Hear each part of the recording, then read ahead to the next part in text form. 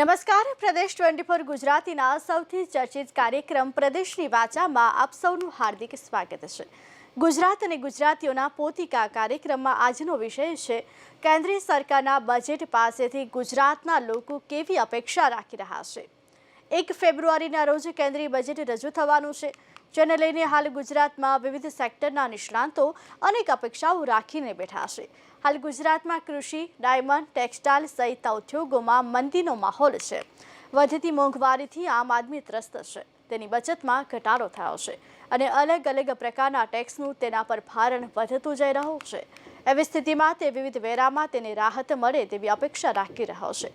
સાથે જ રોજગારીની તકોની આવકમાં વધારો થાય તેવા સકારાત્મક પગલાંની પણ આશા રાખી રહ્યો છે।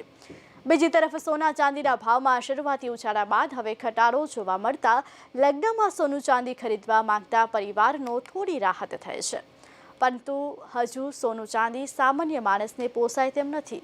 આવી સ્થિતિમાં બજેટમાં ગુજરાત અને ગુજરાતીઓ કેવી અપેક્ષા રાખી રહ્યા છે, જાણીશું પ્રદેશની વાચાના આજના એપિસોડમાં। પહેલી તારીખે બજેટ બહાર પડવાનું છે, એથી અમારે ગૃહિણી લોકોને અમને એ આશા છે કે જે અમારી જીવન જરૂરિયાત વસ્તુ છે, જેમ કે તેલ છે, અનાજ છે, કરિયાણું છે, દૂધ છે, એ બધી વસ્તુમાં, ગેસનું સિલિન્ડર છે, એ બધી વસ્તુમાં થોડી રાહત મળે તો સામાન્ય માણસ પોતાની જે રોજી રોટી શાંતિથી ચલાવી શકે। આમાં એક માણસ કમાનારું હોય અને 4 જણા ખાનારા હોય, એમાં માણસનું બજેટ ખોરવાઈ જાય છે। દિવસે ને દિવસે ભાવ વધતા જાય છે અનાજ કરી, એક વખત વધ્યા પછી ઘટતા નથી, પણ એના માટે સરકારે કોઈ પગલાં લેવા જરૂરી છે કે જે આ ભાવ થોડા ઓછા કરે તો સામાન્ય માણસ એનું જીવન જીવી શકે શાંતિ। એટલે કે જીવન જરૂરિયાત વસ્તુ થોડી કેમ કે સસ્તી થાય રિઝનેબલ ભાવમાં। મોંઘવારી વધતી જાય છે, મિડલ ક્લાસના લોકો હોય, મધ્યમ વર્ગના, એ કેવી રીતે ઘર ચલાવી શકો? તો એમને બધું ધ્યાનમાં રાખીને સરકારે કહ્યું કેમ કે ભાવ અનાજ પાણીમાં અને ગેસના બાટલા, જેમ બેને કીધું એમ તેલનો પણ ભાવ કેટલો બધો છે। તો આવી મોંઘવારીમાં જે સામાન્ય માણસ હોય 20-25 હજાર કમાતા હોય, એમનું તો કઈથી પૂરું થાય? તો એનું કંઈક સરકારે વિચારવું પડે, કારણ કે આપણે વોટ તો આપી દઈએ બધાને, પણ પ્રજાનું કંઈક વિચારવું તો પડે ને। તો એના માટે એમ કે સરકારને આપણે અપીલ કરીએ કે અનાજ પાણી બધું જીવન જરૂરિયાત વસ્તુ હોય એ થોડી કેમ કે સસ્તી કરે રિઝનેબલ ભાવમાં એમ। અમારી એવી આશા છે કે દૂધના ભાવમાં થોડુંક રિઝનેબલ કરે, પછી ગેસના બાટલામાં કરે, શાકભાજીમાં દરેક વસ્તુની અંદર થોડુંક ભાવ ઓછું કરે કે મીડિયમ માણસો થોડુંક એમની રીતે કરી શકે। રાશન ઓછું થાય, ગેસના ભાવ ઓછા થાય, દૂધના ભાવ ઓછા થાય, એ આશા है यही सब ઓછા ભાવ हो जाए, सोना चांदी બધું થોડું ઓછું भाव થઈ જાય તો લઈ શકીએ। नहीं, हमारी यही आशा है कि हर चीज़ में महंगाई में हर चीज़ में कम होना चाहिए। हम लोग बाहर से मध्य प्रदेश MP से ये सब भाड़े से रहना, बच्चे पालना, पढ़ाना, लिखाना, खिलाना पिलाना, हर चीज़ बहुत महंगी पड़ती है। और उसमें भी किसी का नॉर्मल धंधा हो, 10-20-25 हज़ार इंसान कमाता हो, उसमें घर चलाना बहुत महंगा पड़ता है। तो ये सब कम हो महंगाई, हम लोगों की यही आशा है। सरकार से यही आवेदन है कि हर चीज़ में थोड़ा हम लोगों को सरल जीवन जीने का वो मिले, तो ताकि हम सरलता से अपने बच्चे पाल सके, अच्छे से जी सके। ये महंगाई में मकान भाड़ा भरना, राशन पानी ये सब लाना बहुत महंगा पड़ता है। हर चीज़ घर चलाने में बहुत परेशानी होती है।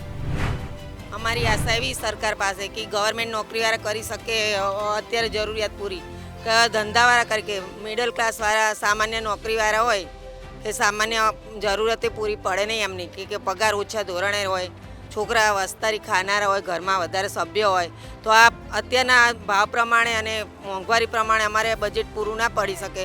તો જે અમે આ બધા અપીલ કરી કે મોંઘવારીમાં તમે શાકભાજી, દૂધ, કરિયાણું, રેશન કાર્ડ બધું જ મોંઘું હોય, તેલના ભાવ, ગેસના ભાવ, બધાના ભાવ ઓછા થાય એવી અમારે સરકાર પાસે અપેક્ષા। બસ આ મોંઘવારી એટલી છે કે અમે જેવા ગરીબ માણસ છે, હાઉસિંગ બોર્ડની અંદર રહીએ છીએ, એટલે અમારા ઘણું પૂરું થઈ શકતું નહીં। તો સરકારને એમ કહેવા માગીએ છીએ કે થોડું બધામાં બજેટમાં થોડો ભાવ ઉતારે અને થોડું અમને રાહત મળે, બસ એટલી સરકાર પાસે માગણી કરીએ છીએ। મોંઘામાં તો જો દૂધ છે, ગેસના બાટલા છે, નાના બાળકોને પીવા માટે પહેલાં જરૂરિયાત દૂધ વસ્તુ છે, કારણ કે દૂધ મોંઘું એટલું છે કે અમે બાળકને પીવડાવી શકતા નથી। મારું નામ ભાનુબેન પટેલ છે। મારે ડાઉન સિન્ડ્રોમ દીકરો છે 40 વર્ષનો, તો અમારે મારા ઘરવાળા 70મું વર્ષ ચાલુ થયું તો બી અમને કામ નથી થતું તો કરવું પડે છે. આટલી બધી મોંઘવારી છે કે દૂધ અમે એક થેલીમાં 3 ટાઈમ 2 ટાઈમ ચા અને સાંજે બાળકને દવા ગોળી સાથે આપવું પડે છે. તો એ બધું એક 500 ગ્રામ 500 મિલી થેલીમાં અમે પૂરું પાડીએ છીએ, કેમ કે એ બધું આટલું બધું મોંઘું છે કે અમે લઈ જ નથી શકતા. અને એટલી દવાઓ એટલી મોંઘી છે કે જે અમે 12 રૂપિયાનું પેકેટ લાવતા હતા સુદર્શન ઘનવટીનું, એ અત્યારે 120 થી 30નું આવે ને તો એમાં 3 ભાગ થઈ ગયો છે ગોળીનો. આટલી મોંઘવારી વધી છે. તો એના માટે કંઈક સરકાર કંઈક અમારા જેવા માણસો માટે કંઈક સસ્તું કરે તો અમારા જેવાને કંઈક જિંદગી સારી જાય. બાકી તો અમે તકલીફમાં જ છીએ. છોકરાઓ ભણાવવાના, સ્કૂલની ફીઓ, ટ્યુશનની ફીઓ, એક કમાવાવાળું હોય ને પાછળ 5 જણ ખાવાવાળા હોય તો કઈ રીતે પૂરું કરવું? સોના ચાંદીના ભાવ બી એટલા વધતા ગયા છે એટલે બજેટમાં થોડું એ કરે. સરકાર પાસે એટલી જ અપીલ છે કે સોના ચાંદીના દાગીનાના ભાવ બહુ જ વધી રહ્યા છે, તો એ બી ચાંદીમાં બી ભાવ ઓછો કરે. કે નાનામાં નાની જો દીકરીઓના મેરેજ આવતા હોય તો એ લોકોને આશા હોય કે દીકરીને અમે કંઈક આપીએ, તો હવે એ ભાવ જ વધારે હોય તો કઈ રીતે આપે? સામાન્ય હું સમજો કે 1000 રૂપિયાની કે 2000ની વસ્તુ લઈ આપતા હોય, એના 5,000 કે 6,000 બોલતા હોય તો એ લોકો કઈ રીતે આપે? અને ઘર કામ કરતા હોય લેડીઝ હોય તો કોઈની કઈ રીતે બચત કરે? પહેલાં તો એક પાઈ ચલો સમજતા હતા કે ઘર કામ કરીને લેડીઝો બચત કરીને ને પેલી રીતના બી છોકરીઓને આપતા હતા કે ચલો થોડું થોડું ભેગું કરે. અત્યારે તો એવી કોઈ આશા જ નથી કે છોકરીઓનું ભેગું કરીને કંઈક આપી શકે. અમે ગરીબ માણસો છું, અમે ગરીબ માણસ છે. અમારે ગમે એટલું કમાય તો અમારું પૂરું પડે નહીં, કેમ કે મોંઘવારી જ એટલી છે. અમારા છોકરા ભણાવવા, અમારું ઘર ચલાવવું, એક જણું કમાવનારું હોય એમાં આટલી મોંઘવારીમાં અમારે શું કરવાનું? તો એ અમારા પ્રમાણે થોડી મોંઘવારી ઓછી કરો તો સારું છે. બધી વસ્તુ મોંઘી જ છે, શું મોંઘું નથી? બધી વસ્તુ મોંઘી છે. શાક, દૂધ, અનાજ, ગમે તે શું સસ્તું છે એમ કહો? અમારા માટે તો મોંઘું જ કહેવાય ને. અમારું પૂરું ના પડે, અમારા છોકરાની ફી બી ના ભરાય તો અમારા છોકરા આપઘાત બી કરી શકે. એના પ્રમાણે અમારે મોંઘવારી ઓછી કરો. સરકાર અત્યારે ભાવ જ એટલા બધા વધારે શાકભાજીના છે, દૂધના છે, તેલના છે, તો આમ માણસ ખાઈશું, કમાઈશું અને ખાઈશું એ તો વિચારવું પડે ને. સરકાર આથી થોડું ભાવ વધારી જ દે છે. આજે ગેસના બાટલાનો ભાવ વધી ગયા, કાલ તેલના ભાવ, તો પછી આ માણસ ખાઈશું. સરકારે એટલી બધી મોંઘવારી વધારી દીધી છે. અત્યારે દૂધ, શાક, ગેસ, બાટલો, સામાન્ય માણસને તો જીવવું મુશ્કેલ ભારે પડી ગયું છે. પગાર વધારતા નથી અને મોંઘવારી આ દિવસે ને દિવસે વધતી જાય છે. સોના ચાંદીના ભાવ વધતા જાય છે. કોકનો અવસર કરવો હોય તો કઈ રીતે કરવાનો? છેવટે 1 તોલો તો છોકરીને સોનું આલવું પડે ને. સરકાર તરફથી અમે એવી આશા રાખીએ છીએ મોંઘવારી ઘટાડો અને રોજગારી, છોકરાઓને કંઈક નોકરી ધંધા હાથે કંઈક સારું બજેટ એવું પારોપાર. તો છોકરાઓ ભણે છે, ડિગ્રીઓ લે છે પણ નોકરીઓ તો મળતી જ નહીં. મારા જ હસબન્ડ MA BEd છે, ફર્સ્ટ ક્લાસ છે, તો બી નોકરી નહીં મળી. અને ઉંમર વધી ગઈ એટલે કેવો નોકરી નથી મળતી કે તો કરવાનું શું? પછી લૂંટફાટ ના આવા ધંધા ચાલુ થઈ જશે. દોડે દિવસે લૂંટફાટ થાય છે. અમારા સોસાયટીમાં તો આવે જ છે ચોરો. નમસ્કાર. હાલમાં દેશનું બજેટ સત્ર ચાલી રહ્યું છે અને આપણા દેશની આર્થિક સ્થિતિ દેશ નક્કી કરવા જઈ રહ્યો છે. ત્યારે આ બજેટથી સામાન્ય નાગરિકોને શું ફાયદો થાય છે અને ખાસ કરીને આદિવાસી બહુલ વિસ્તારોમાં આ બજેટથી કેટલીક નાગરિકોને રાહત થાય છે એ આપણે જાણવાનો પ્રયત્ન કરીશું. હાલમાં જે 2024-27નું આવનારું બજેટ છે એમાં ખાસ સામાન્ય પ્રજા અને ખાસ કરીને આદિવાસી વિસ્તારની વાત કરીએ તો જે પાયાની સુવિધાઓ તો હાલે થઈ રહી છે, પણ શિક્ષણ, આરોગ્ય અને રોજગારી ક્ષેત્રે તેમજ ખેતી ક્ષેત્રે આજે પણ સરકારનું જે વલણ રહ્યું છે એ અન્ય શહેરી વિસ્તાર કરતાં આદિવાસી વિસ્તારમાં ઘણું ઓછું બજેટ વપરાય છે. વિશેષ કરીને સેન્ટ્રલમાં સંસદમાં પણ બજેટ સત્ર ચાલે છે અને દેશના જુદા જુદા રાજ્યોમાં વિધાનસભાઓમાં પણ બજેટ સત્ર ચાલે છે. સરકારે આદિવાસી ક્ષેત્રોનો વિકાસ કરવો હોય તો એમના માટે એમના વિસ્તારોમાં જે પણ ડેમો છે એ ડેમોમાંથી પહેલાં આદિવાસી ક્ષેત્રોમાં સિંચાઈની સગવડ કરવી જોઈએ અને સારું શિક્ષણ આપવું જોઈએ અને શિક્ષણ માટેના બજેટો, રોડ રસ્તાના બજેટો અને આદિવાસીઓની જે પણ ગ્રાન્ટ આવે છે, ડીસેકની હોય કે પછી ગુજરાત પેટર્નની હોય કે પછી આયોજન મંડળની હોય કે ટ્રાઇબલની પ્રાઇઝના વહીવટદારના નેજા હેઠળ આવતી તમામ ગ્રાન્ટો માત્ર ને માત્ર આદિવાસીઓના વિકાસ હેઠળ વાપરવું જોઈએ, નહીં કે કોઈક વડાપ્રધાન આવે કે કોઈ મંત્રી આવે તો એ રોડ રસ્તા બનાવવા કે એની સગવડ કરવામાં ઘણું બજેટ વાપરે છે. એટલે આદિવાસીઓનું બજેટ આદિવાસીઓના કામ અર્થે વાપરવું જોઈએ.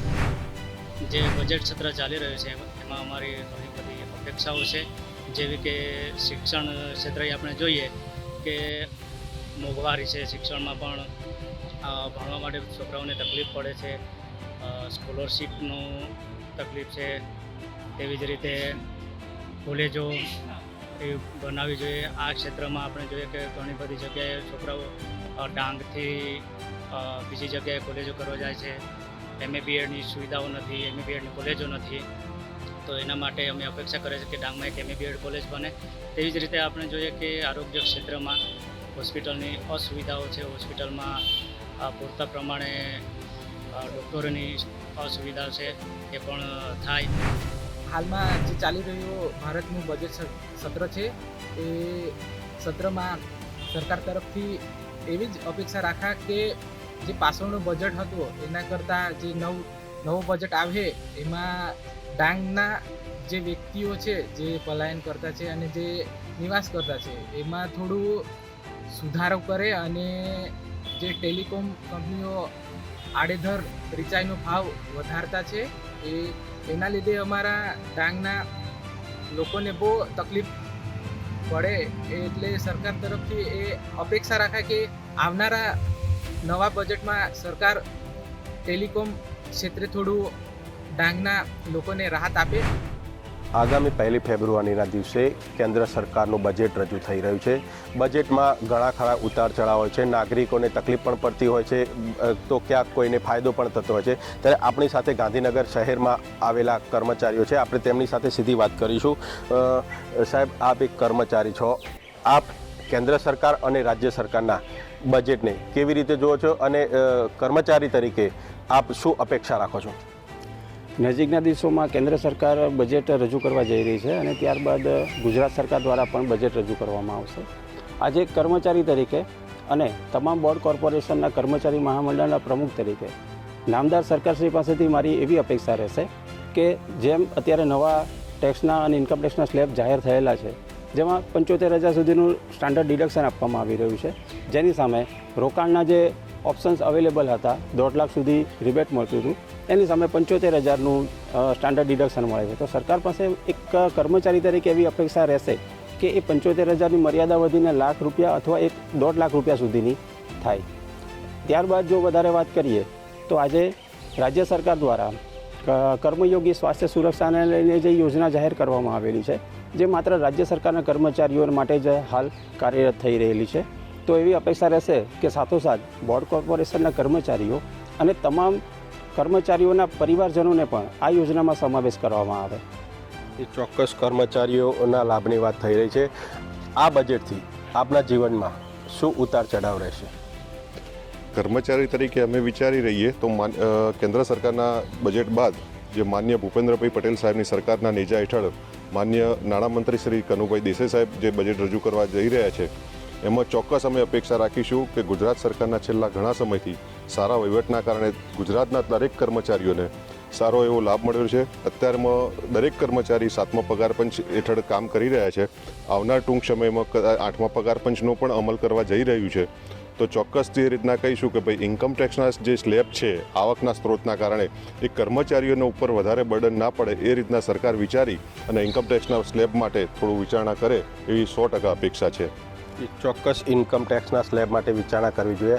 આપ સાહેબ શું વિચારો છો, કેવા પ્રકારનું કેન્દ્ર અને રાજ્ય સરકારનું બજેટ હોવું જોઈએ? અત્યારે કુદરતી સંસાધન પર્ટિક્યુલર જમીન બાબતે સોલ્ટી અને પ્રોબ્લેમેટિક જમીનના પ્રશ્નો અઢળક છે. દરેક ખેડૂત વર્ગ એનાથી પરેશાન છે. તો જમીન સંરક્ષણની વિશેષ પ્રાધાન્ય આપે તો આવનારા દિવસોમાં ટકાઉ ખેતી માટે ખૂબ જ જરૂરી છે. જે ચોક્કસ જમીન સુધારણાની વાત છે, જમીન બચાવવાની વાત છે. આપની દ્રષ્ટિએ બજેટ દેશનું હોય કે ઘરનું કેવું હોવું જોઈએ? બજેટ સર્વને અનુલક્ષી હોવું જોઈએ અને એક છે કે ભાઈ અત્યારે ખેતી થાય છે કે ખેડૂતલક્ષી પણ હોવું જોઈએ. ખેતી થાય છે એમાં ઓર્ગેનિક ખેતી તરફ થોડું ધ્યાન વધારે અપાય તો સારું છે. બાકી એક કર્મચારી તરીકે એક માગણી છે કે ભાઈ કેન્દ્ર સરકારના કર્મચારી અને ગુજરાત સરકારના કર્મચારીઓ એમને ગ્રેજ્યુટી 25 લાખની થઈ ગઈ છે, પરંતુ બોર્ડ નિગમ કોર્પોરેશનના કર્મચારીઓ છે એમને પણ જો સમાવેશ કરવામાં આવે તો સારું એમ. એ ચોક્કસ બજેટ જાહેર થયા બાદ શેર બજારમાં ઉતાર ચઢાવ જોવા મળતા હોય છે. ક્યાંક નીચે પછડાતું હોય છે, ક્યાંક ઉપર જતું રહેતું છે. તો આને આપ કેવી રીતે જુઓ છો? આમાં અલગ અલગ તબક્કાઓ છે. સરકારશ્રીના જે વિવિધ સેક્ટરોમાં જે પ્રમાણે બજેટનું આયોજન થાય છે એ મુજબ અલગ અલગ સેક્ટર ઉપર એની અલગ અલગ અસર જોવા મળતી હોય છે. આપણે અત્યારના સમયમાં જોઈએ તો ખાસ કરીને પશુપાલન, ખેતીવાડી અને ઉદ્યોગો આ બધાનો સર્વાંગી વિકાસ થાય અને ગતિશીલ ભારતનો વિકાસ થાય તો ગુજરાતનો પણ ગતિશીલ વિકાસ થશે. એટલે અમારી એવી અપેક્ષા છે કે સર્વગ્રાહી, સર્વોત્તમ અને સર્વને અનુકૂળ હોય એવું સરસ બજેટ સરકારશ્રી દ્વારા રજૂ થાય. સર્વગ્રાહી હોવું જોઈએ, લોક ઉપયોગી હોવું જોઈએ અને શેર બજારમાં પણ જે ઉતાર ચઢાવ આવે છે તે ઉતાર ચઢાવ ના હોવું જોઈએ, કારણ કે એમાં પણ અનેક લોકોના રૂપિયાનું ધોવાણ થતું હોય છે. કેમેરામેન દીક્ષિત સાથે દિલીપ પ્રજાપતિ, પ્રદેશ 24 ગુજરાતી, ગાંધીનગર. નજીકના દિવસોમાં ભારત સરકાર બજેટ રજૂ કરશે અને બજેટ એ કદાચ દેશના તમામ વ્યક્તિઓને સ્પર્શતું બજેટ હશે. ત્યારે આ બજેટની અંદર કેવા પ્રકારના સુધારા હોવા જોઈએ, કેવી આશા અપેક્ષાવાળું બજેટ હોવું જોઈએ, તેને લઈને અનેક ચર્ચાઓ છેડાઈ છે. ત્યારે વડોદરાના કેટલાક બૌદ્ધિક લોકો આપણી સાથે છે, તેમની સાથે વાત કરીશું. આવનારું જે બજેટ છે એ બજેટને લઈને તેઓની શું આશા અપેક્ષાઓ છે, તે પ્રમાણેનું શું બજેટ નીકળશે કે કેમ, તે અંગેની ચર્ચા કરીશું. ત્યારે આપણી સાથે લોકો જોડાયા છે. સૌથી પહેલાં આપણી પાસે આવું બજેટ આવવાનું છે, થોડાક કલાકો, થોડાક દિવસો બાકી રહ્યા છો, કેવી અપેક્ષા રાખો છો, કેવા પ્રકારનું બજેટની અપેક્ષા આપણને છે? મારી એવી અપેક્ષા છે કે આવનારા બજેટમાં જે સેલરાઇડ લોકોનો જે ટેક્સ છે, ટેક્સ જે સરકાર કરે છે એ ટેક્સ રેટમાં વધારો થાય અથવા તો રિબેટ જે છે એની લિમિટમાં વધી જાય. જેમ કે 12 લાખની અત્યારે છે ન્યૂ ટેક્સ રેજીમમાં, તો એ 15 લાખ સુધીની જો કરી દે લિમિટ, તો જે મિડલ ક્લાસ છે એમને બહુ ફાયદો થશે આ બજેટમાં. એટલે મોંઘવારીને ધ્યાનમાં રાખીને ટેક્સનો જે સ્લેબ છે એમાં પણ બદલાવ જરૂરી છે. આપ શું કહીશું, કેમ કે બજેટ સામાન્ય રીતે દરેક વ્યક્તિને સ્પર્શતો મુદ્દો છે? જે આપણે એકદમ બેઝથી વાત કરીએ તો આપણી સરકાર એવી યોજના લાવી દીધી છે કે ધારો કે લખપતિ દીદી યોજના છે, એની અંદર જો વધારો થાય તો આપણી વુમન એમ્પાવરમેન્ટ છે એની અંદર ખાસો એવો ફાયદો થઈ જાય. પ્લસ આપણી એમએસએમઈ છે, જે ગૃહ ઉદ્યોગ કે એમએસએમઈ છે, એની અંદર એક રિલીફ કે એવું કંઈ આપી દે તો એનાથી પણ ખાસો ફાયદો થઈ શકે છે. પછી આપણે રેલવે સેક્ટરની અંદર જો કેપેક્સની અંદર વધારો થાય તો એ આપણે અત્યારે વંદે ભારત જોઈ રહ્યા છે. તો એવી રીતે બુલેટ ટ્રેન પણ આવી રહી છે. એવી ખાસા એરિયાની અંદર બુલેટ ટ્રેન્સ આવશે તો ઇકોનોમીને પણ બૂસ્ટ મળી શકે છે. ચોક્કસથી હિતેશભાઈ, આપની પાસે આવું, આપ સીએ છો, તો મધ્યમ વર્ગની વાત કરીએ તો 13 લાખની આવક સુધીની અંદર ટેક્સેશનમાં એક બદલાવ આવશે. ખાસ કરીને મધ્યમ વર્ગની જે બચત છે એના ઉપર આ વખતે ફોકસ થાય એવું લાગી રહ્યું છે. બજેટની શક્યતા એવી દેખાઈ રહી છે. આપનું શું માનવું છે, કેટલો બદલાવ હોવો જોઈએ? એટલે ચોક્કસ રીતે જ્યારે પણ સ્પેન્ડિંગ પાવરની આપણે વાત કરીએ અને સેવિંગની વાત કરીએ, જો કોમન પર્સન છે આમ આદમી, એના હાથમાં જ્યારે ફંડ હશે તો જ ઇન્વેસ્ટમેન્ટ અને ખર્ચવાનું વિચારી શકશે. તો ટેક્સના રેટ જે છે એ ઘટાડે, એટલે કે ટેક્સ એક્ઝમ્પશનની લિમિટ વધારે. અને બીજું કે ઇનડાયરેક્ટ ટેક્સમાં જીએસટી, તો જીએસટીમાં સપ્ટેમ્બર 2025માં ઘણા બધા સુધારા કરીને રેટ ઓછા કર્યા છે, પણ છતાં પણ હજી ઘણી બધી વસ્તુઓ છે કે જે જીવન જરૂરિયાતની છે અને હજી એમાં સ્કોપ છે ટેક્સ રેટ ઘટાડવાના, ક્યાં તો એને જીએસટીની બહાર લાવવાના, એ કરી શકે. ચોક્કસથી ખૂબ સારો મુદ્દો આપે છેડ્યો છે. શું કહેશો, તમારું શું માનવું છે? કેમ કે બજેટમાં મધ્યમ વર્ગ, ગરીબ વર્ગ અને માલે તુજાર તમામ લોકોનો સમાવેશ થાય છે, પરંતુ જ્યારે રજૂ થાય છે ત્યારે સમગ્ર દેશના નાગરિકોને અસર કરતું હોય છે. કેવી સમજણ સાથેનું એ બજેટ હોવું જોઈએ જે આપણને બધાને અનુકૂળ રહે? આફ્ટર કોવિડ મધ્યમ વર્ગના લોકો હવે ઇન્વેસ્ટમેન્ટ તરફ વળી રહ્યા છે. ત્યારે આપણે જોઈએ તો ગવર્મેન્ટની બે સ્કીમ એનપીએસ અને એપીવાય, એમાં 2016થી લઈને 2026માં સારો એવો 26 ગણાનો વધારો થયો છે. તો હું ગવર્મેન્ટને રિક્વેસ્ટ કરીશ કે એપીવાયમાં જે અત્યારે 5000ની કેપ લિમિટ છે એને વધારે, જેથી આફ્ટર પેન્શનના અમને લોકોને વધારે અમાઉન્ટ મળે, જેથી અમે લોકો ઇન્વેસ્ટમેન્ટમાં વધારે ફોકસ કરી શકીએ. ફોકસ કરી શકીએ. ચોક્કસથી ઇન્વેસ્ટમેન્ટમાં ફોકસ થાય પ્રકારનું બજેટ હોવું જોઈએ. યુવતી ખાસ કરીને મહિલા વર્ગની ચિંતા પણ બજેટમાં થતી હોય છે, તેમને લાભો થાય તે પ્રકારની કામગીરી પણ બજેટમાં જોવા મળતી હોય છે. આ વખતે શું આશા અપેક્ષાઓ છે યુવતી તરીકે? વુમન સેફ્ટીના રિગાર્ડિંગ મારે એવું કહેવું છે કે એવા પોલિસી અને એવા સ્ટેપ્સ આગળ આવવા જોઈએ જેનાથી એક ઇન્ડિયાની એક જે મહિલા છે તે દરેક જગ્યાએ સેફ ફીલ કરે. એ સૌથી મહત્ત્વની વાત છે, કારણ કે રોજના રોજ એવા કેસીસ સાંભળવા મળે છે જેના લીધે વુમન ખાસી જગ્યાએ સેફ ફીલ કરી નથી શકતી. તો એના રિલેટેડ જે પોલિસી અને સ્ટેપ્સ અગર લેવામાં આવે તો એ વધારે માનવામાં આવશે. એટલે મહિલાઓની સુરક્ષાના મુદ્દાને પણ સરકારે નજરઅંદાજ ન કરવો જોઈએ. આપ શું કહીશો, કેમ કે મુદ્દો તો બહુ સરળ છે અને એ સમજવા જેવો મુદ્દો છે. બજેટને લઈને શું અપેક્ષાઓ છે? સાથે હું એવું કહેવા માંગીશ કે વુમન સેફ્ટીની સાથે સાથે વુમન એજ્યુકેશન અને એમ્પાવરમેન્ટ પર પણ ધ્યાન આપવામાં આવે. એવી સ્કીમ્સ લોન્ચ કરે, એવી ફાઇનાન્સ ફેસિલિટીઝ લોન્ચ કરવામાં આવે જેમાં વુમનને સ્પેશિયલ બેનિફિટ છે, તો એ લોકો પણ દેશના ગ્રોથમાં અને ઇકોનોમિક ડેવલપમેન્ટમાં યોગદાન આપી શકે. ખૂબ સરસ વાત કરી આપે. સર, સૌથી મહત્વની વાત, ભારત એક ખેતી પ્રધાન દેશ છે અને જગતનો તાત જ જો ન હોત તો કદાચ આટલો ભારત વિકસિત પણ ન હોત. ત્યારે ખેતી પ્રધાન દેશની અંદર ખેડૂતો માટે શું આશા અપેક્ષા છે, કેમ કે આ બજેટમાં કંઈક એવું હોવું જોઈએ જે ખેડૂતોને લાભદાયક હોય? આ રીતે જોવામાં આવે તો બજેટમાં ખેતીને રિલેટેડ પણ ઘણી બધી સ્કીમોને બહાર પાડવામાં આવે છે. એની સાથે જે અત્યારે આજકાલનું યુવાધન જે છે, જે કોલેજ કરીને ગ્રેજ્યુએટ ને પોસ્ટ ગ્રેજ્યુએટ છે, એના રિલેટેડ સ્કિલ ડેવલપમેન્ટના પણ જે છે પ્રોગ્રામને પણ આવકારવામાં આવે તે વધારે યુવાઓ માટે કંઈક અલગ હોવું જોઈએ. યસ, એટલે સ્કિલ ડેવલપમેન્ટના પ્રોગ્રામ્સ થવા જોઈએ સરકારી તરફથી, કારણ કે આજકાલનું જે છે લોકો ગ્રેજ્યુએટ થઈ જાય છે પણ એમને પ્રેક્ટિકલ નોલેજ નથી મળતું, જેના કારણે એ લોકો કંઈ એક્સપિરિયન્સ કે કશે ઇન્ટરવ્યૂ આપવા જાય છે ત્યાં એ લોકો ચેલેન્જીસ ફેસ કરી રહ્યા છે. ચોક્કસ રીતે રોજગારી યુવાનોને મળે તો એના માટે સ્કિલ ડેવલપમેન્ટના કાર્યક્રમો પણ સરકારે વિચારવા જોઈએ. આપ શું કહીશો, કેમ કે બજેટ આવી રહ્યું છે અને તમારી મનની જે વાત છે એ મનની વાત હજારો લોકોના મનની પણ વાત હશે. આપની શું અપેક્ષાઓ છે? આઈ વિલ સે કે બજેટ આવે છે વુમન માટે, જે મહિલા ગૃહ ઉદ્યોગની સ્કીમ હોય છે એમાં મહિલા ગૃહ ઉદ્યોગ માટે તમે સ્કીમ બનાવી દીધી, પણ મહિલાઓ સુધી એ સ્કીમને પ્રમોટ કરો. પ્રમોશન ઇઝ ધ મેઇન કી. તમે જ્યાં સુધી એ વસ્તુ પહોંચાડો નહીં મહિલાઓ સુધી, એ રીતે અવેરનેસ નથી ક્રિએટ કરી શકતા. કેમ્પેન્સ કરો, બીજા બી મોડ્સ છે જેનાથી એ મહિલા ગૃહ ઉદ્યોગ સ્કીમ એ છે. મહિલાઓ વધશે ત્યારે દેશ વધશે. ચોક્કસથી કોઈ અવેરનેસ થવી જોઈએ. આ તમામ લોકો જે છે એ ચાર્ટર્ડ એકાઉન્ટ ફર્મ સાથે જોડાયેલા લોકો છે, ટેક્સેશનના જાણકાર લોકો છે, તેઓનું જે કહેવું છે તમામ મુદ્દાઓને જો ધ્યાને રાખીએ તો આવનારું જે બજેટ છે એ બજેટ લોકોને ત્યારે સ્પર્શશે જ્યારે નાનામાં નાની બાબતોની કાળજી લેવામાં આવશે, ખાસ કરીને મહિલાઓની સુરક્ષા હોય કે યુવાનો માટેના સ્કિલ ડેવલપમેન્ટના કાર્યક્રમો હોય. મધ્યમ વર્ગના લોકોની જે સેલેરી છે, સેલેરી સામે ટેક્સેશનના જે સ્ટેપ્સ છે એના માટે પણ સરકારે ચિંતા કરવી જોઈએ અને તેઓને મહત્તમ ફાયદો થાય તે પ્રકારનું બજેટ જો રજૂ થશે તો કદાચ દેશના તમામ નાગરિકો ખુશ થશે. કેમેરા પર્સન વિશાલ ઉત્તેકર સાથે તુષાર પટેલ, પ્રદેશ 24 ગુજરાતી ન્યૂઝ, વડોદરા. બજેટ આવી રહ્યું છે. મિડલ ક્લાસની વાત કરું તો મિડલ ક્લાસ તો વધારે કન્સર્ન રહે છે કે એના ટેક્સ રેટ શું રહેશે. તો ટોકિંગ અબાઉટ હમણાં પાછળના જે સિચ્યુએશન છે, આરબીઆઈના જે હમણાં સર્ક્યુલર્સ આવ્યા, લિક્વિડિટી ક્રન્ચીસના જે એમને 2 લાખ કરોડ રૂપિયા હમણાં બેન્કિંગ સેક્ટરમાં નાખવાની વાત કરી છે, તો આ બધા સિચ્યુએશન્સને જોઈને આપણે એમ કહી શકીએ કે ટેક્સ રેટમાં જે લાસ્ટ ટાઈમ જેમને અનાઉન્સ કર્યું તો એમાં વધારે ચેન્જીસ નહીં આવે. ટોકિંગ કરું તો ટેક્સ રેટ છે એ ઓછા રાખવાનું જ પ્રયત્ન રહેશે આ ફેર બી ગવર્મેન્ટનું, સિન્સ માર્કેટ સિચ્યુએશન્સ, લિક્વિડિટી ક્રન્ચીસને જોઈને. તો एक्सपेक्ट कर सके कि आज वस्तु रहसे फ्यूचर में भी અને आज रहसे. अभी 1 फेब को संडे को जो बजट रिलीज़ होने वाला है उसमें मेरे अकॉर्डिंग MSME जो अपने मीडियम स्मॉल एंटरप्राइज है उनके लिए बेनिफिट आना चाहिए, उनका क्रेडिट्स उनको ज़्यादा मिलनी चाहिए जिससे हमारे देश का डेवलपमेंट हो.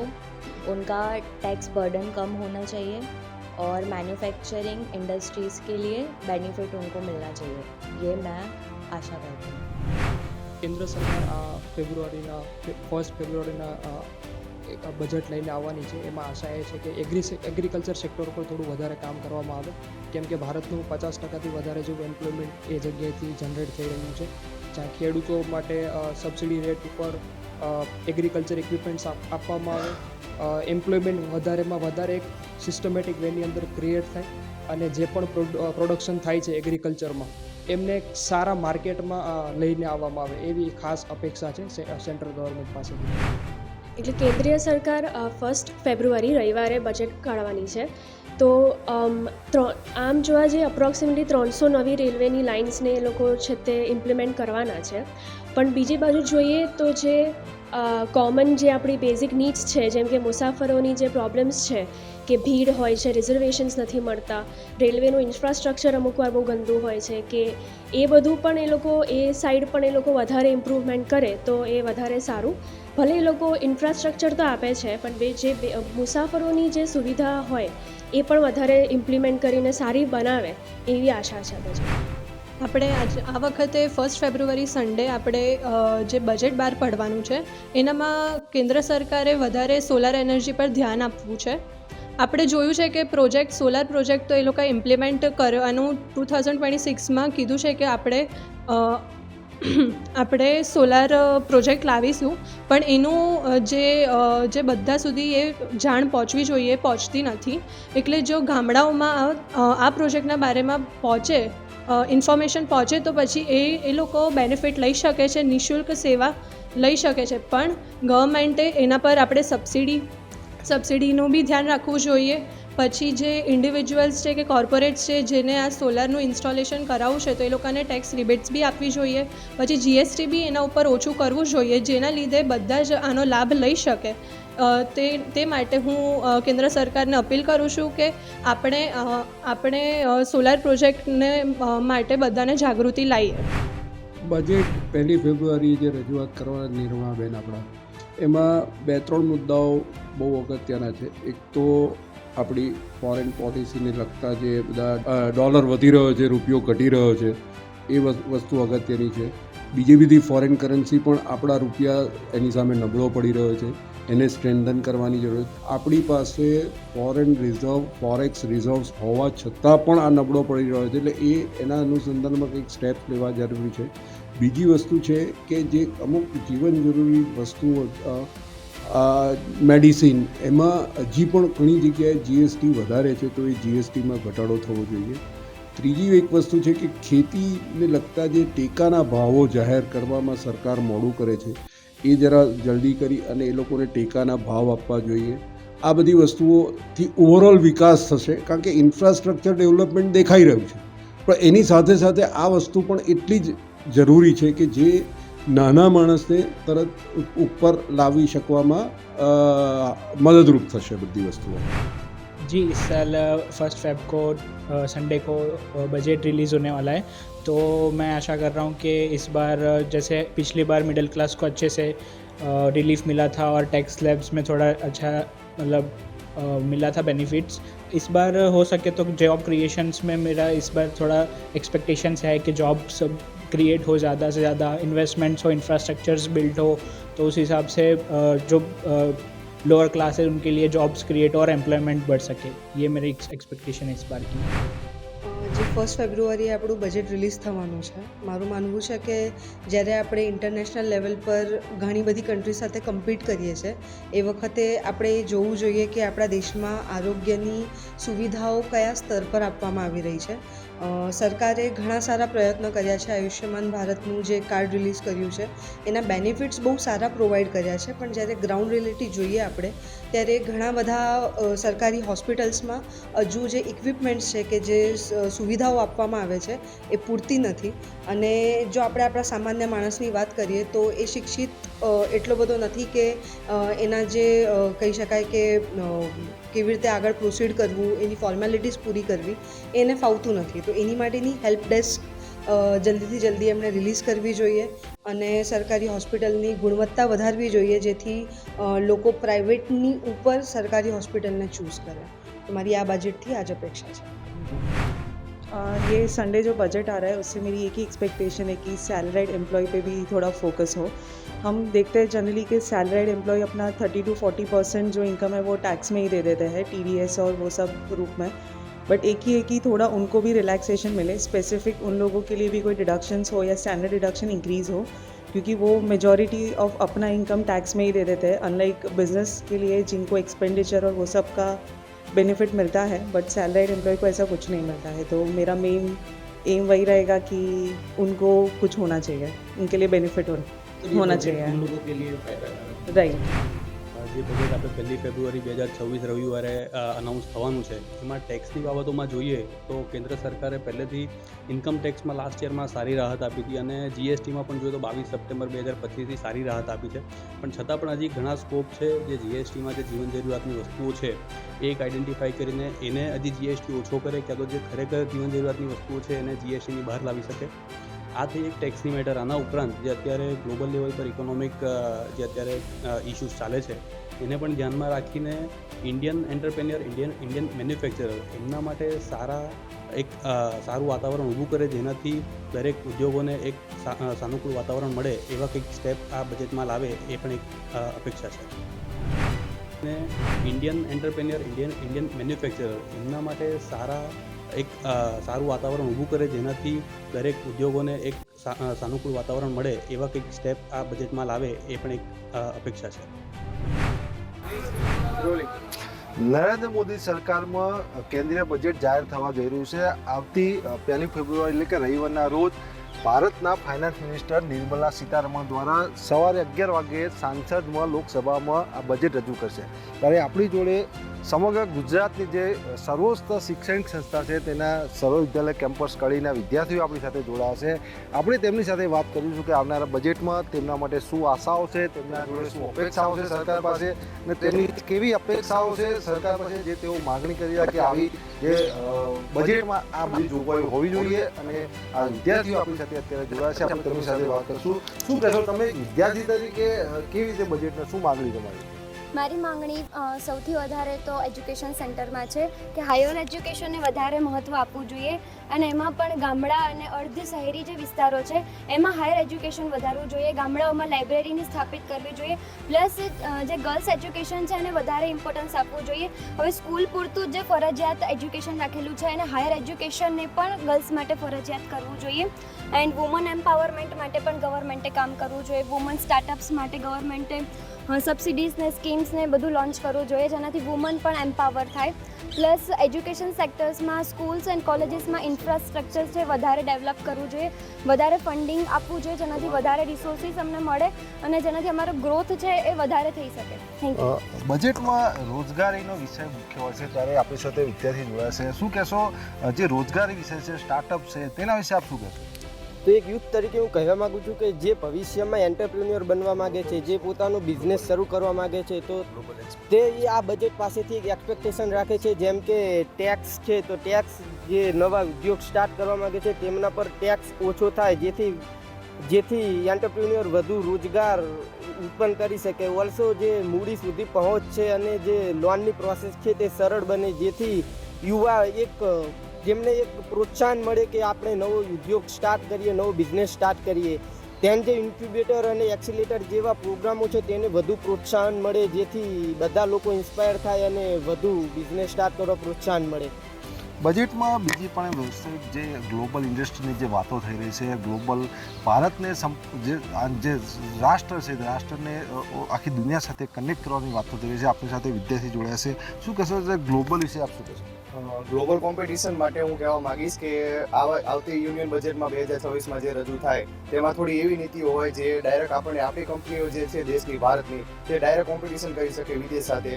જેના માટે R&D સેન્ટરો જેવા ઇન્ક્યુબેશન સેન્ટરો અત્યારે ડિજિટલ ટેકનોલોજીથી યુક્ત હોય, જેમાં AI ટેકનોલોજી હોય, જેવા નીતિઓ અને R&D માટે થોડોક વધુ ખર્ચ કરે અને જેમાં ટેક્સ બેનિફિટ પણ આપે R&D સેન્ટરો માટે, તો જેનાથી આપણને આપણા દેશમાં જે યુવાનો છે અત્યારે તેમાં આમાં જોબ ક્રિએશન માટે અને અત્યારે જે યુવાનો બેરોજગાર છે તેને પણ FDI જો ઇન્વેસ્ટમેન્ટ થોડું અહીંયા પોલિસી તરફ દોરી આવે તો આપણે અહીંયાના રોજગાર મળી શકે. અને તે માટે પણ અત્યારે નિર્મલા સીતારામનને પણ થોડી એવી નીતિઓ જો જાહેર કરવી જોઈએ જે ફોરેન ડાયરેક્ટ ઇન્વેસ્ટમેન્ટ આપણા દેશ તરફ પણ. આવનારું બજેટ કઈ તારીખે ફાઇનાન્સ મિનિસ્ટર દ્વારા જાહેર કરવામાં આવ્યું છે. બજેટ વિશે આપની શું આશા અપેક્ષા? ભારતના ડિફેન્સમાં ઇન્ડિપેન્ડન્ટ સિસ્ટમ ટેકનોલોજી હાંસલ કરવા માટે તેમાં ફંડિંગની હજુ જરૂર છે. આ ફંડિંગમાં ઘણા બધા ક્ષેત્રોનો સામેલ થાય છે, જેની અંદર electronics, integrated circuit, weapon system અને રોબોટિક્સ, આ બધા ક્ષેત્રો મુખ્ય છે. ગુજરાતમાં અત્યારે એક જે સેમિકન્ડક્ટરનું નામ અત્યારે ગુંજ્યું સમગ્ર દેશમાં, સમગ્ર દુનિયામાં સેમિકન્ડક્ટરના નામથી ગુજરાત અત્યારે રોશન થઈ રહ્યું છે. તે આપણી સાથે બીજા એક વિદ્યાર્થી છે. શું કહેશો સેમિકન્ડક્ટર વિશે? ગુજરાતમાં કેટલો ગ્રોથ છે ને કેવી રોજગારી સર્જે? સો આપણે જેમ કે પહેલે વાત કરવા જઈએ, સો આપણા ભારતમાં કેટલા પણ લોકો અનએજ્યુકેટેડ પર્સનો છે, જેમ કે એમને અનએજ્યુકેટેડ પર્સન જે એજ્યુકેશન પ્રોવાઈડ કરવા માટે એમને એવા સ્કિલ ડેવલપમેન્ટ પ્રોગ્રામ જેવા રાખવા જોઈએ, જેમ કે AI છે, ડેટા સાયન્સ છે, જે અત્યારે નવી તકનીકો સાથે આગળ વધી રહ્યું છે. અને જ્યારે આપણે જોબ ક્રિએશન અંદર વાત કરવા જઈએ તો ત્યારે અત્યારે આપણે ભારતમાં જોઈ રહ્યા છે કે 5માંથી કોઈ પણ એક વ્યક્તિ એ સ્ટ્રગલ કરે છે અને જોબના અને એની ઇન્કમ સાથે સ્ટ્રગલ કરે છે. સો જોબ પ્રોવાઈડ કરવા માટે, જોબ ક્રિએશન માટે એમને MSME સેક્ટર છે, પછી ફિનટેક સેક્ટર છે અને ડિફરન્ટ જેમ કે એક્સપોર્ટ છે, ઇમ્પોર્ટ છે, એવા સેક્ટર અંદર વધારે ઇમ્પ્રૂવ કરવું જોઈએ. આપણે સાહેબ બીજા અન્ય વિદ્યાર્થી શું કહેશો, આવનારું જે 1 તારીખે બજેટ જાહેર થઈ રહ્યું છે, નિર્મલા સીતારમણ દ્વારા બજેટ લોકસભામાં સાંસદમાં રજૂ કરશે, આપની શું આશા અપેક્ષાઓ છે? ધારો કે ઇન્ડિયામાં અત્યારે બેરોજગારીનો દર વધી રહ્યો છે, એને ધ્યાનમાં રાખીને મારું એવું કહેવું છે કે અત્યારે હાલ ગુજરાતમાં સેમિકન્ડક્ટર યુનિટ જે બનવા જઈ રહ્યો છે અને જે ઇન્ડિયન 4th લાર્જેસ્ટ ઇકોનોમી છે એના અંદર ઇન્ડિયા એક એનો પોતાનો આગો ફાળો આપી શકે છે. અને સેમિકન્ડક્ટર યુનિટ એ તાઇવાન, ચાઇના અને USA જેવા મોટી ઇકોનોમી ધરાવતા દેશો પણ ની હરોળમાં ઇન્ડિયાનું એક આગવું સ્થાન થઈ શકે છે. અને આ ટેકનોલોજી આવવાથી ગુજરાત, ઇન્ડિયા અને ઓલ ઓવર વર્લ્ડમાં ભારત એક પોતાની આગવી ઓળખ કરી શકે છે. અને આ ક્ષેત્રમાં એન્જિનિયરો માટે એક બહુ સારી તક છે અને રોજગારી મળી શકે છે.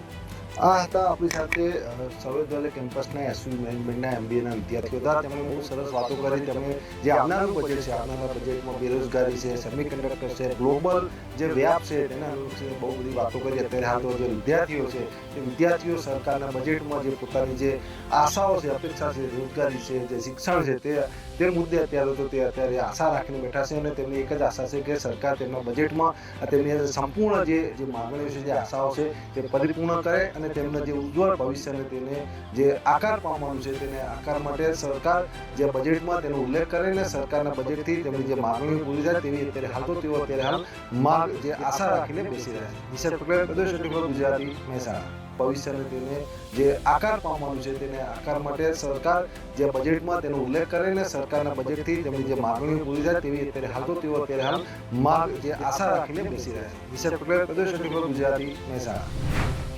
ગવર્મેન્ટે GST અમુક વસ્તુઓ પરથી બિલકુલ મેડિકલ ઇન્સ્યોરન્સ જેવી વસ્તુઓ પરથી ઘટાડી કાઢી, તેમજ GSTના સ્લેબ બી બદલ્યા છે. પરંતુ પબ્લિકને જે લાભ મળવાનો છે એની સામે ડીલરોના ભાવ વધી જાય છે. એટલે GST ઘટાડવાનો લાભ કોઈ સામાન્ય જનતાને મળતો નથી. મોંઘવારી તો વધતી જ જાય છે. તો બજેટની અંદર નાણામંત્રી જો કંઈક સામાન્ય માણસોનું ધ્યાન રાખી અને ડાયરેક્ટ સામાન્ય માણસોને લાભ મળે એવા કંઈક પ્રોજેક્ટો રજૂ કરે કે એવા કોઈક લાભ આપે તો જ પ્રજાનું ભલું થાય. બાકી અત્યારે તો એવું લાગે છે કે પ્રજા વધારે ને વધારે ભીંસાઈ રહી છે. સુધારા વધારા જરૂરથી કરવા જોઈએ, કારણ કે જે લોકો જે પ્રાઇવેટ કંપનીઓમાં કામ કરે કે જેઓને કોઈ પ્રકારનું એસોસિએશન નથી, કે જે કોઈ આજે બેંકોવાળા 5 દિવસની રજા માગે, પ્રજા ટેક્સ ભરે પણ પ્રજાનો કોઈ અવાજ નથી. એટલે કહેવાનો મતલબ શું છે કે બધું ભેગા થઈને લોકો જે કરે એમનું સંભળાય, બાકી સામાન્ય માણસ ક્યાં ભેગો થઈને કમ્પ્લેન કોને કરવા જાય. આજે શાકભાજીના ભાવ વધી ગયા છે, કઠોળ બધા વધી ગયા છે. દરરોજ શું ખાવું એ પ્રશ્ન થઈ જાય છે. અને આમાં વચ્ચે ત્યાં બધો ભાવ વધારી લે છે અને લાભ લે છે, પણ પ્રજાને પોષાતું નથી અને એટલો બધો ભાવ વધી જાય છે. અને શાકભાજીમાં ખેડૂતોને ડાયરેક્ટ જો કરે તો એમાં એમનેય ફાયદો થાય અને પ્રજાને પણ ફાયદો થાય. પણ જ્યારે આમાં વચ્ચે ત્યાં બધો લાભ લે છે એ ખોટું છે. એટલે બીજી આવી જે મોટી AMC ને બધી જે છે એ કાઢી નાખવા જેવી છે. ખરીદી કરવા જઈએ એટલે તો બહુ ઓકવર્ડ પડી જાય છે, જોવું પડે છે. પહેલાં 10 રૂપિયા લઈને જતા હતા તો એ ઘણી વસ્તુ આવી જતી હતી. અત્યારે 500 રૂપિયા લઈને જઈએ તો એ થેલીમાં કંઈ દેખાતું નથી. દૂધ લેવા જાઓ, શાક લેવા જાઓ, કંઈ જ નહીં, કશું જ નહોતું દેખાતું. એટલે મોંઘવારી બહુ જ વધી ગઈ છે. બાળકોને હા ક્યાંય જીમમાં મોકલવા હોય ક્યાંય રમતગમતમાં ક્યાંય મોકલવા હોય તો બહુ વિચારવું પડે છે અમારે પગાર ધોરણમાં બધી રીતે. વધી રહ્યા છે ભાવ, બધી વસ્તુના પ્રોડક્ટ જે દિવસે દિવસે મોંઘી થતી જાય છે. પેટ્રોલના ભાવ છે, ડીઝલના ભાવ છે, બીજી ખરીદારીની વસ્તુ છે, શાકભાજી છે, બધી વસ્તુમાં, દૂધમાં દિવસે દિવસે વધારો થતો જાય છે, જેના લીધે લોકોને ઘણી પરિસ્થિતિનો મુશ્કેલીનો સામનો કરવો પડે છે, તો જેમાં સરકારે સુધારા વધારા કરવાની હજી ઘણી જરૂર છે.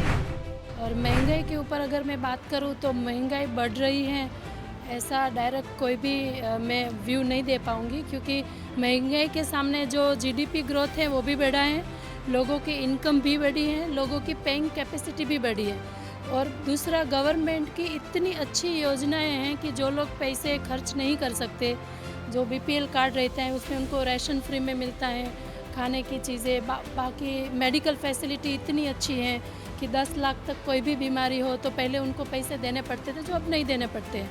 तो कहीं ना कहीं जो आम इंसान है उनके लिए तो बहुत ज़्यादा अच्छा है.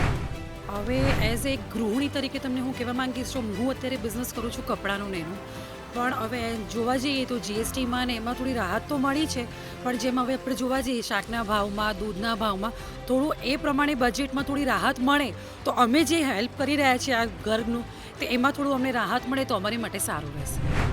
और ये आप पहले में और अब में बहुत फ़र्क आया रेट में, और पहले कॉस्टली ज़्यादा रहता था, अब थोड़ा चीप हो गया क्वालिटी कारपेट, और हर साइज़ का इसमें आप लोग बाहर से भी इंपोर्ट कराते हैं तो उसमें कॉस्टिंग का फ़र्क आया है, कम पड़ा है.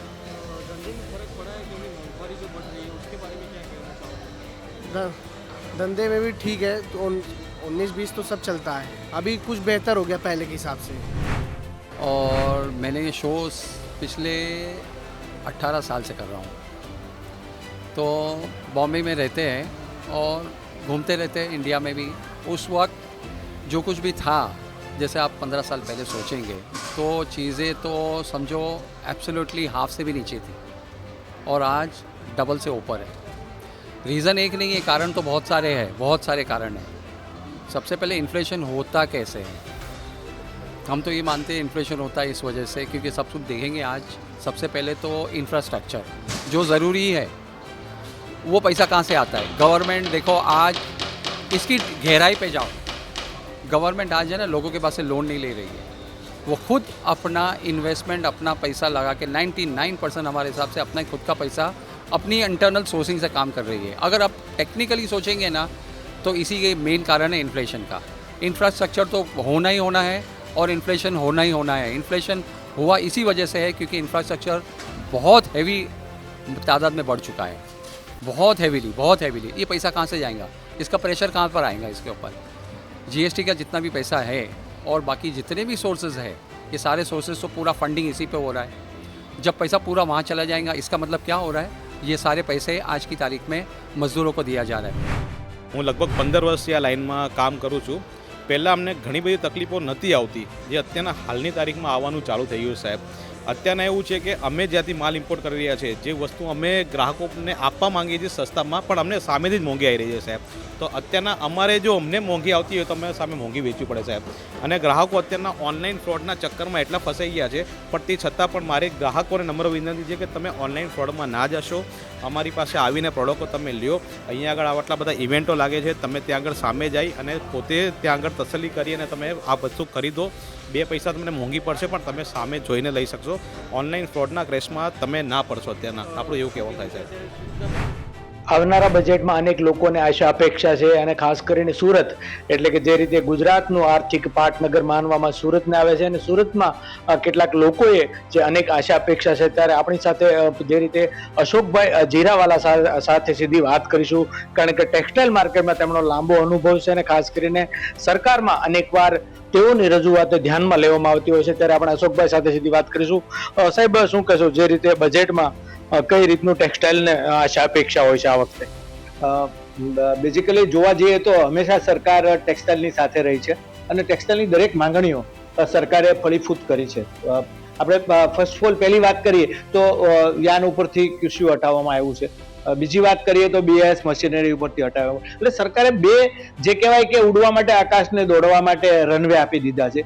પણ જ્યારે અમુક પાયાની જે અમુક માંગણીઓ છે એ આ વખતે ચેમ્બર ઓફ કોમર્સ દ્વારા અને ટેક્સટાઇલ ઇન્ડસ્ટ્રી દ્વારા કરવામાં આવી છે કે ભાઈ એક જે ટફની સ્કીમ છે જે બંધ કરી દેવામાં આવી હતી એને એક સારી રિફોર્મ કરીને જો સ્કીમ લાગુ કરવામાં આવે તો હું માનું છું કે આવનારા દિવસોમાં આપણે ગ્લોબલી ચાઇનાને કોમ્પેક્ટ કરવાની વાત હોય કે એને બીટ કરવાની વાત હોય તો આપણે કરી શકીએ, કારણ કે મોડર્નાઇઝેશન ટેકનોલોજી રોજે રોજ નવી અપગ્રેડ થતી હોય છે. એની અંદર થોડીક સ્કીમ સરકાર સારી એવી જો બનાવીને આપે તો આ ટેક્સટાઇલ ઉદ્યોગ એટલે MSME જો કોઈ અત્યારે આ દેશની અંદર હોય તો ટેક્સટાઇલ ઉદ્યોગ છે અને મોટી રોજગારી કોઈ આપતો તો ટેક્સટાઇલ ઉદ્યોગ. આ પહેલી માંગણી છે. બીજી માંગણી અમે એ કરી હતી કે જે રીતે અત્યારે ટેરિફ વોર ચાલે છે અને ટ્રમ્પ ટેરિફ નાખીને આપણા દેશની જે કંઈ એક્સપોર્ટ છે એના ઉપર જે ગંભીર અસરો થઈ ગઈ છે, તો ખાસ કરીને એના ઉપર જે 25% ટેરિફ જે ગાર્મેન્ટ ઉપર નાખવામાં આવી છે, કારણ કે આપણું US છે એ આપણા માટે એક્સપોર્ટનું એક મોટું માર્કેટ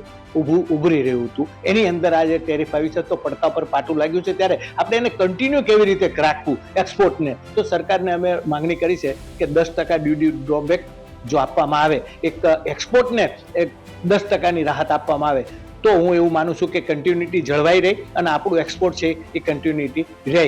આ અમારી બીજી માંગણી હતી. ત્રીજી માંગણી અમે એ કરી હતી કે આખા ભારતની અંદર સેકન્ડ લાર્જેસ્ટ કોઈ પ્રોડક્શન કરતું હોય તો સુરત છે, ગુજરાતમાં, અને ગુજરાતમાં સુરત છે. ત્યારે સુરતને એક પોતાની ક્વોલિટી જ્યારે બહાર એક્સપોર્ટ કરવાની હોય અને ત્યારે આપણે જે સ્ટાન્ડર્ડાઇઝ માર્કિંગ કરવાની વાત હોય એક્સપોર્ટની, તો એ અમારે બોમ્બે મોકલવું પડતું હોય અને બોમ્બે મોકલીએ ત્યારે 10 દિવસ 15 દિવસ લાગે. ત્યાં તો એક્સપોર્ટના ઓર્ડર છે કેન્સલ થતા હોય. તો એક CFC સેન્ટર ઓફ એક્સલન્સ એક અહીંયા માંગણી કરી છે, જેની માટે અમે ચેમ્બરે જગ્યા પણ આપવાની જાહેરાત કરી છે. તો એક સારું એવું આ એક CFC સેન્ટર અહીંયા બની જાય તો એની અંદર R&D પણ થાય, જે પ્રોસેસ છે એની પણ એક સારી એવી ટેકનોલોજીની એક લેબ પણ થઈ જાય, કલર કેમિકલની થઈ જાય, સાથે સાથે સ્ટાન્ડર્ડાઇઝ માર્કિંગનો એક અમને એ ઓથોરિટી મળી જાય કે અમે માર્ક કરીએ અને આખા વિદેશમાં તમે એક્સપોર્ટ કરી શકો, ક્વોલિટી સ્ટાન્ડર્ડની માર્કિંગ થઈ જાય. તો આવી અમે માંગણી કરવા માટે અમે માંગણી કરી છે અને એને હું માનું છું કે સરકાર એમને ગ્રાહ્ય રાખી છે. હવે વાત રહી છે GSTની એક વિસંગતતા છે, એની અસર જે થોડી છે એ ગંભીર થઈ રહી છે. આજે એક ઝૂંપડામાં રહેતી દીકરી હોય તો એ પણ 5,000નું ઘરછોડું પહેરતી હોય છે, પાનેતર પહેરતી હોય છે. ત્યારે 2500ની ઉપર જાય, 3,000 થાય એટલે સીધી 18% GST કરવામાં આવ્યું છે. ત્યાં લોકોને વધારે પેટમાં દુખે છે, કારણ કે આજે જમાનો બદલાતો રહે છે. લોકોની કોવિડ પછી ખરીદી શક્તિ વધી છે, ત્યારે લોકો એમ કહે છે કે જીવી લેવું છે. ત્યારે આ GST જે સ્લેબ છે એ નડે છે, એની અંદર ક્યાંક થોડુંક બ્લેકમેલિંગ થઈ જાય છે, ફ્રોડ થઈ જાય છે. એના કરતાં સરકારે એમાં મિનિમાઇઝ કરી અને એને જો ઇક્વલ પ્લે જો કરવામાં આવે, હું એવું માનું છું કે કમસે કમ 25-50 હજાર ઉપર જો આ વાત હોય તો આપણે માની શકાય. પણ આવી નાની એવી વાતની અંદર આ જે GST નો ડિફરન્સ છે એ સરકારે દૂર કરવો જોઈએ એવી મારી માંગણી છે.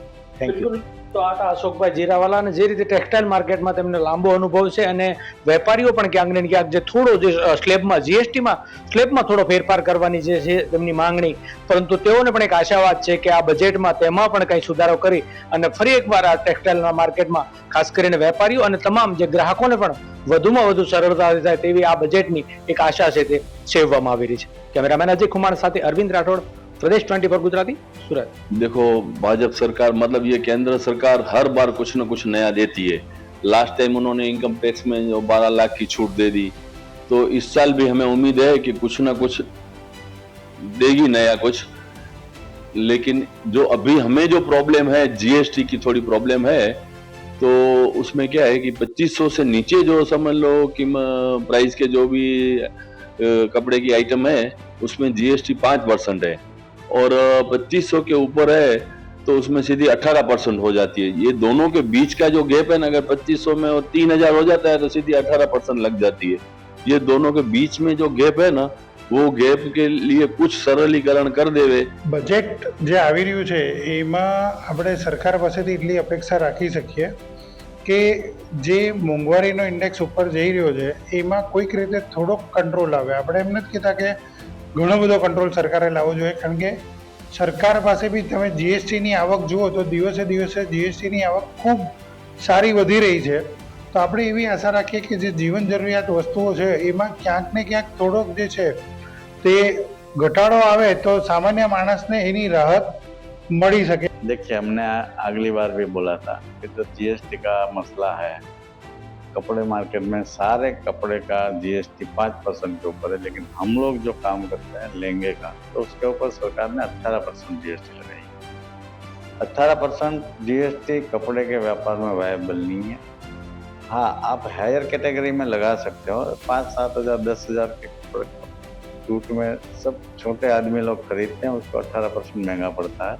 આવનારું જે બજેટ છે એમાં સૌથી મોટી આશા એમએસએમઈ માટે ગવર્મેન્ટ સૌથી વધારે સહાય કરે અને જે કોર્પોરેટ ટેક્સ, ડાયરેક્ટ ટેક્સ અને આ ટેક્સના જે સ્લેબ છે એમાં હજી પણ જો શક્ય હોય તો ઘટાડો કરે તો એનાથી ઇન્ડસ્ટ્રીને ડાયરેક્ટ લાભ મળશે. આ ઉપરાંત આપણે ચેમ્બર ઓફ કોમર્સ દ્વારા એવી રજૂઆત કરી છે કે સ્ટાર્ટઅપ એ અત્યારે ઇમર્જિંગ સબ્જેક્ટ છે અને સ્ટાર્ટઅપને જો જેટલું પ્રોત્સાહન સરકાર આપી શકે આ બજેટમાં એટલું પ્રોત્સાહન આપવાની જરૂર છે અને સ્ટાર્ટઅપનો જો વિકાસ થશે તો દેશનો યુવાન આગળ વધી શકશે, દેશમાં બેરોજગારી ઘટશે અને देश प्रगति ना पंथे आगे बढ़ी सकते. वैसे तो गुजरात गवर्नमेंट और सेंट्रल गवर्नमेंट जब भी हम या फोस्टा की तरफ से जो व्यापारी या सूरत के बोलते हैं हमारी समस्या हल कर देती है. तो अभी हमारे को सरकार को ये रिक्वेस्ट करते हैं कि जो बाहर से हमारे करोड़ों रुपए की, अरबों रुपए की मशीनरी आ रही है टेक्सटाइल की, वो यहाँ बननी चालू हो जाए. उसके लिए हमारे को यहाँ गुजरात गवर्नमेंट या सेंट्रल गवर्नमेंट कुछ यूनिवर्सिटी बना देवे जिससे यहाँ हम नई नई तकनीक का मशीनरी बना पाए. और सरकार को ये रिक्वेस्ट कर रहे हैं कि यहाँ जो टेक्सटाइल मशीनरी है जो बनाते हैं टेक्सटाइल मशीनरी उनको सब्सिडी दे देवे जो यहाँ पे मशीन सस्ती बने और बाहर से हम मशीनरी नहीं मंगावे. और हमारी यहाँ मशीनरी जो बनेगी सस्ती बनेगी तो उसके हिसाब से हम इंडिया के लिए तो कपड़ा प्रोडक्शन हो ही रहा है, हम बाहर भी अच्छी तरह एक्सपोर्ट कर पाएंगे. तो एक्सपोर्ट करेंगे तो हमारा जो यहाँ का है लोगों को काम भी मिलेगा, जो यहाँ मशीनरी पे कपड़ा बढ़ेगा, एक्सपोर्ट होएगा.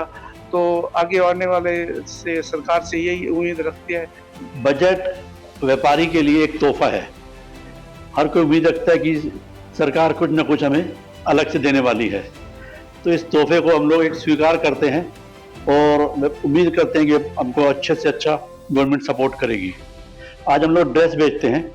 ड्रेस के अंदर 2500 का सूट पे 5% जीएसटी है और जहाँ 2500 से 1 रुपया बढ़ जाता है तो उस पर 18% ड्यूटी है. 2500 पे लगते हैं 125 रुपया और 25 रुपये बढ़ती है 450 हो जाता है जो व्यापारी हम लोगों से परचेज नहीं करता है. तो गवर्नमेंट को हमारी ये आशा गवर्नमेंट से है कि इस पर थोड़ा सा ध्यान दिया जाए. કેન્દ્રમાં જ્યારે બજેટ સત્ર ચાલુ હોય ત્યારે ખાસ કરીને જૂનાગઢ અત્યારે પ્રવાસન નગરી તરીકે વિકસિત થાય છે. તો પ્રવાસન નગરીમાં જે અત્યારે રોજગારો છે નહીં, કોઈ મોટી ઇન્ડસ્ટ્રી નથી. તો જેને હિસાબે લઈને અહીંયા નાના નાના માણસોને જે રોજીરોટી માટે ઠેર ઠેર ભટકવું પડે છે. જૂનાગઢ આમ જુઓ તો એક પ્રકારે ખાલી પણ થાય છે. તો અહીંયા મોટા ઉદ્યોગો પણ આવવા જોઈએ અને ખાસ કરીને અત્યારે જે ટ્રેનો છે લાંબા અંતરની ટ્રેનો જૂનાગઢમાંથી એક પણ નથી જતી. જ્યાં ચાલે છે 1-2 ટ્રેનો એ સાપ્તાહિક ચાલે છે, તે તો કાયમી થવી જોઈએ. અને બીજા નંબરમાં કે આજે જૂનાગઢની આજુબાજુમાં પણ જુઓ તો ઘણા ઐતિહાસિક સ્થળો આવેલા છે કે જેની મુલાકાત બહારના આપણા દેશના તો લે છે પણ વિદેશોના માણસો પણ લે છે. તો ત્યારે ત્યાં કનેક્ટિવિટી મળવી જોઈએ અને સારા રોડ જે છે અત્યારે આપણા ઘણા પ્રોજેક્ટો ચાલે છે કે ઇન્ડિયાને એકારે મર્જ કરવાના. હા, મોંઘવારી ખૂબ મોટો પ્રશ્ન છે. તો જ્યારે સરકારશ્રી દ્વારા પણ એવું આયોજન કરવું જોઈએ કે જે માણસોને જે સુવિધા આપવામાં આવે છે તે સામાન્ય એવા નહીવત ખર્ચમાં મળવી જોઈએ. મારી સરકારને એક વિનંતી છે, જ્યારે અત્યારે સમગ્ર ભારત માટે બજેટ સત્ર ચાલુ હોય તો એ બજેટની અંદર એ એવી જોગવાઈઓ જેનાથી જૂનાગઢને લાભ થાય અને સ્મોલ અને મીડિયમ ઇન્ડસ્ટ્રીઝને પ્રોત્સાહન મળે. તો આવી બજેટની અંદર જોગવાઈઓ થતી હોય છે જે અત્યારે કે જૂનાગઢની અંદર કોઈ એવો મોટો ઉદ્યોગ છે. એનું કારણ એ છે કે અહીંયા આપણે જૂનાગઢને ગીર સેન્ચુરિયન પાર્ક ડિક્લેર કરવામાં આવ્યું છે.